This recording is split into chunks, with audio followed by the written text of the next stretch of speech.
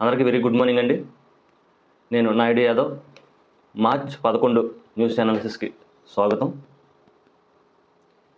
ఎట్టకేలకు election commissioner Arun Goyal రాజీనామా అనేది వివాదాస్పదంగా నడుస్తుంది. అసలు ఎందుకు రాజీనామా చేశారనే దానికి రకరకాల ఊహాగానాలు అయితే వినిపిస్తున్నాయి. ఇప్పటి వరకు స్పష్టమైన కారణాలు అయితే తెలియలేదు. అసలు ఎందుకు రాజీనామా చేశారు అనే దానికి స్పష్టమైన కారణాలు అయితే తెలియలేదు, కానీ రకరకాల ఊహాగానాలు అయితే వినిపిస్తున్నాయి. ఆయన ప్రధాన ఎన్నికల కమిషనర్తో విభేదాలు వచ్చి రాజీనామా చేశారంటూ, అదేవిధంగా లోక్సభ ఎన్నికల్లో బీజేపీ తరఫున పోటీ చేయడానికి ఆయన రాజీనామా చేస్తున్నట్టు కొంతమంది విశ్లేషిస్తున్నారు. అదేవిధంగా బీజేపీ ప్రభుత్వంతో మనస్పర్ధలు వచ్చి విభేదాలు రావడంతో రాజీనామా చేస్తున్నట్టుగా మరో కథనాలు అయితే వస్తున్నాయి. అయితే దీనికి పూర్తి వివరాలను తెలుసుకునే ప్రయత్నం చేద్దాం. అసలు ఈ ఎలక్షన్ కమిషన్ ఎందుకు, అంటే ఒకప్పటిలాగా ఎలక్షన్ కమిషన్ అనేది స్వతంత్రంగా పనిచేయాల్సిన ఒక వ్యవస్థ. అయితే దీన్ని ఈ మధ్యన ప్రభుత్వాలు ఎలక్షన్ కమిషన్కు ఉన్న స్వేచ్ఛ స్వతంత్రాలను హరించే విధంగా కొన్ని సంస్కరణలు చేపట్టారు. ఈ మధ్యన బీజేపీ గవర్నమెంట్ వచ్చిన తర్వాత ఈ ఎలక్షన్ కమిషన్ ఏదైతే స్వతంత్ర హక్కులు ఏవైతే ఉంటాయో వాటిని కాలరాసే విధంగా కొన్ని సంస్కరణలు చేపట్టడం జరిగింది. ఎన్నికల కమిషన్ అనేది ఒక స్వతంత్ర రాజ్యాంగ వ్యవస్థ. దీన్ని ఎవరు కంట్రోల్ చేయడానికి అధికారం లేదు. అయితే ఎన్నికల కమిషన్లో ఈ మధ్యన కొన్ని సంస్కరణలు జరిగాయి. ఏంటంటే అవి సాధారణంగా ఎన్నికల కమిషనర్ని సుప్రీంకోర్టు ప్రధాన న్యాయమూర్తి, అదేవిధంగా ప్రధానమంత్రి, అదేవిధంగా పార్లమెంటు ప్రతిపక్ష నాయకుడు, ఈ ముగ్గురు కలిసి ఒకటి చీఫ్ ఎలక్షన్ కమిషనర్, అంటే ప్రధాన ఎన్నికల కమిషనర్ ఒకరు ఉంటారు, అదేవిధంగా ఇద్దరు ఎలక్షన్ కమిషనర్లు ఉంటారు. సో ఈ ముగ్గురిని కూడా సుప్రీంకోర్టు ప్రధాన న్యాయమూర్తి, ప్రధానమంత్రి, అలాగే పార్లమెంటు ప్రతిపక్ష నాయకుడు, ఈ ముగ్గురు కలిసి మెజార్టీ, అంటే ఇద్దరు ఎవరి వైపు మొగ్గు చూపితే వారు కమిషనర్లుగా ఎన్నుకోబడతారు. అంటే సుప్రీంకోర్టు ప్రధాన న్యాయమూర్తి, ప్రధానమంత్రి, ప్రతిపక్ష నాయకుడు, ఈ ముగ్గురు కలిసి నియమించాలి. ఒకవేళ ముగ్గురికి అభిప్రాయ భేదాలు వస్తే ఏ వ్యక్తిని ప్రతిపాదిస్తే, మూడో వ్యక్తి ప్రతిపాదించకపోయినా ఏ వ్యక్తిని ప్రతిపాదిస్తే వారు ఎలక్షన్ కమిషనర్లుగా నియమించబడతారు. అయితే ఈ మధ్యన దీనికి కొంచెం సంస్కరణలు చేపడుతూ కేంద్ర ప్రభుత్వం ఒక నిర్ణయం తీసుకుంది.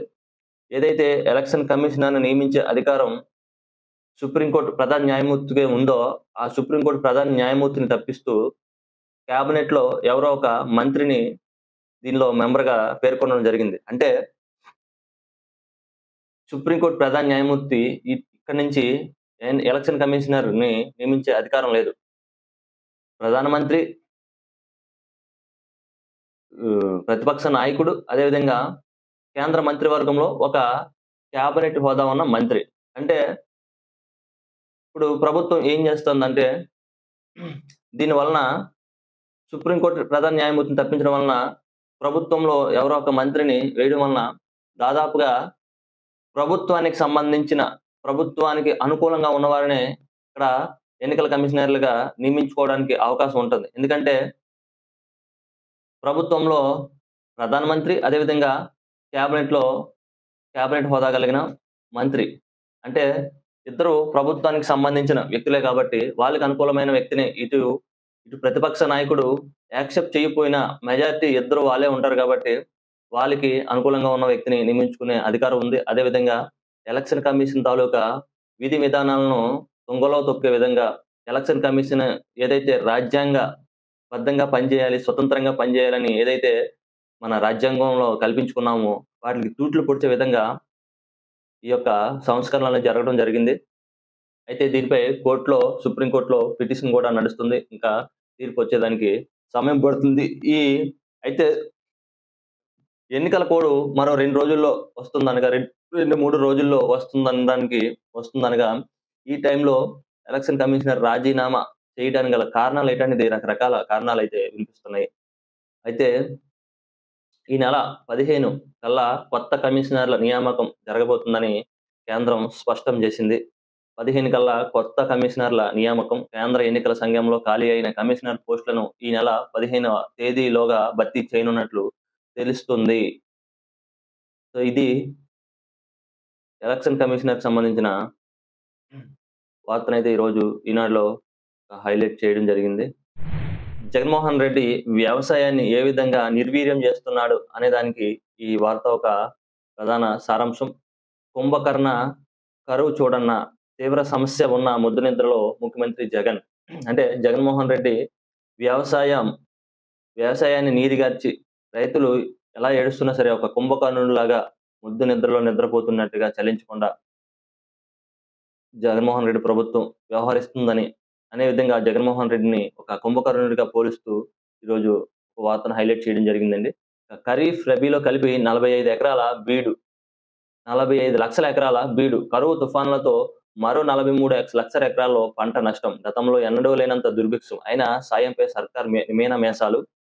పెట్టుబడి రాయితీకి సతాయింపులే. ప్రకృతి వైపరీత్యం కొంత, జగన్ సర్కార్ పైత్యం మరికొంత అన్నదాతను కకావికలం చేస్తున్నాయి. 100 ఏళ్ల వ్యవసాయ చరిత్రలో ఎన్నడూ లేనంతగా పంటల సాగు పాతాళానికి పడిపోయింది.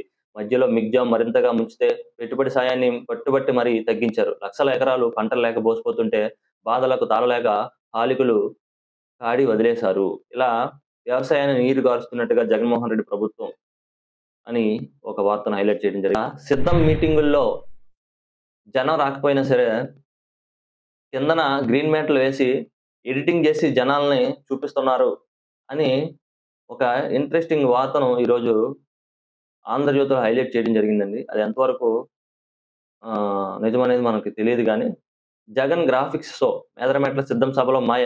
సభా ప్రాంగణమంతా గ్రీన్ మ్యాట్. గ్రాఫిక్స్‌తో కనుకట్టు చేసే యత్నం. సభకు 15-20 లక్షల మంది వచ్చారంటూ వైసీపీ నేతల డబ్బా వంతపాడిన జగన్ రోత మీడియా ప్రసంగం ఆలస్యంగా ప్రత్యక్ష ప్రసారం. సరిగ్గా చేయని గ్రాఫిక్స్‌తో అడ్డంగా దొరికిపోయిన వైనం. సోషల్ మీడియాలో చెడిగూడు. డ్రోన్ కెమెరా పైన సభలో రాద్ధాంతం. లోకేష్ పంపారని ఆరోపణలు. ఐపాక్‌దని తేలడంతో గప్‌చుప్. నిన్న సిద్ధం సభలో ఒక డ్రోన్ అయితే ఒక అరగంట పాటు హల్చల్ సృష్టించిందండి. సభ జరుగుతుండగా ఒక డ్రోను పైకి ఎగిరినందుకు అంబటి రాంబాబు గారు, అనిల్ కుమార్ యాదవ్ గారు ఆ డ్రోన్‌పై కొంత రాద్ధాంతం చేశారు. సాక్షిలోకెళ్ళే ప్రయత్నం చేద్దాం.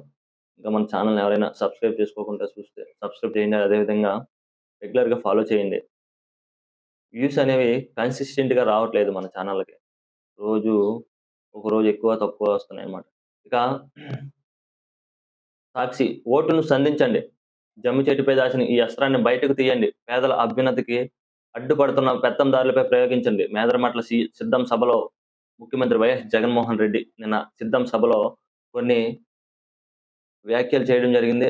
రాజకీయ కుంభమేళ సార్వత్రిక ఎన్నికలకు ముందే కనిపిస్తున్న వైఎస్ఆర్‌సీపీ సునామీ. మేదరమెట్ల సభకు దక్షిణ కోస్తాలో 44 నియోజకవర్గాల నుంచి పోటెత్తిన జన ప్రవాహం. 14న వైఎస్ఆర్‌సీపీలో చేరుతున్న పార్టీ విజయానికి సంపూర్ణ మద్దతు అందిస్తా. కాపు ఉద్యమ నేత, మాజీ మంత్రి ముద్రగడ పద్మనాభం. ముద్రగడ పద్మనాభం గురించి కొన్ని విషయాలు మాట్లాడుకోవాలండి. ఆయన 14వ తారీఖున వైఎస్ఆర్ కాంగ్రెస్ పార్టీలో జాయిన్ అవుతున్నట్టు ప్రకటించడం జరిగింది. అసలు ఎందుకు జాయిన్ అవుతున్నారనే దానికి ఆయన సమాధానం అయితే ఇవ్వలేదు. ముఖ్యమంత్రి వైఎస్ జగన్మోహన్ రెడ్డి ఆహ్వానం మేరకు ఈ నెల 14న వైఎస్ఆర్ కాంగ్రెస్ పార్టీలో జాయిన్ అవుతున్నానని కాపు రిజర్వేషన్ ఉద్యమ పోరాట సమితి నేత, మాజీ మంత్రి ముద్రగడ పద్మనాభం ప్రకటించారు. ఒకటే మాటండి, ముద్రగడ పద్మనాభం గారు 2014 నుంచి 2019 వరకు చేసిన ఉద్యమాలు ఇప్పుడు ఎందుకు చేయలేదు? అదొక ప్రశ్న. కొన్ని దాని గురించి పక్కన పెడేద్దాం. ముద్రగడ పద్మనాభం గారు గాని, హరిరామ జోగయ్య గారు గాని కాపు యువతను అడ్డం పెట్టుకొని కొన్ని వైఎస్ఆర్ కాంగ్రెస్ పార్టీకి లబ్ధి చేకూర్చేటటువంటి కొన్ని పనులు చేశారు. అదేవిధంగా ఇప్పుడు కూడా జనసేనను కంట్రోల్ చేయడానికి చూసి జనసేన తద్వారా వైఎస్ఆర్ కాంగ్రెస్ పార్టీకి లబ్ధి చేకూర్చడానికి చూశారు. హరిరామ జోగయ్య గారు గాని, ముద్రగడ పద్మనాభం గారు గాని, పవన్ కళ్యాణ్ జనసేన టీడీపీ పొత్తు చెడగొట్టడానికి నానా ప్రయత్నాలు చేశారు. జనసేన టీడీపీ పొత్తులో భాగంగా జనసేనకు ఎక్కువ సీట్లు కేటాయించి పవన్ కళ్యాణ్ గారిని రెచ్చగొట్టి జనసేనకు ఎక్కువ సీట్లు ఇప్పించి తద్వారా వైఎస్ఆర్ కాంగ్రెస్ పార్టీకి లబ్ధి చేకూర్చే విధంగా. ఇదేంటండి, జనసేనకి ఎక్కువ సీట్లు ఇస్తే వైఎస్ఆర్ కాంగ్రెస్ పార్టీ ఎలా లబ్ధి చేకూరుస్తదంటే, గెలిచే సీట్లు పవన్ కళ్యాణ్ గారు 24 సీట్లు తీసుకున్నారు. సో, బలానికి మించిన సీట్లు తీసుకుంటే ఏమవుతుంది? జనసేన పార్టీకి బలానికి మించిన సీట్లు తీసుకుంటే, ఆ సీట్లు ఎలాగో జనసేన పార్టీ ఓడిపోద్ది.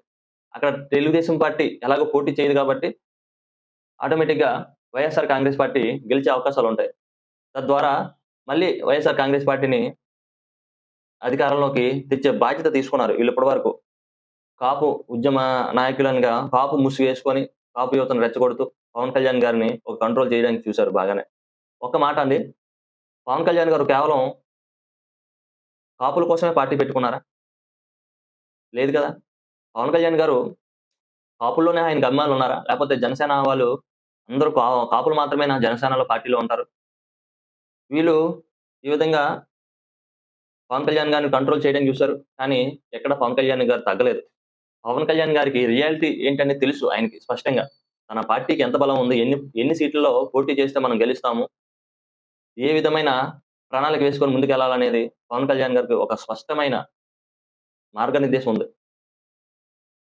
ఇప్పుడు మాట్లాడితే 'హరిరామ జోగయ్య' గారు పవన్ కళ్యాణ్‌కి లెటర్ల మీద లెటర్లు రాసి, పవన్ కళ్యాణ్ గారిని పరువు తీసే విధంగా ప్రవర్తించారు.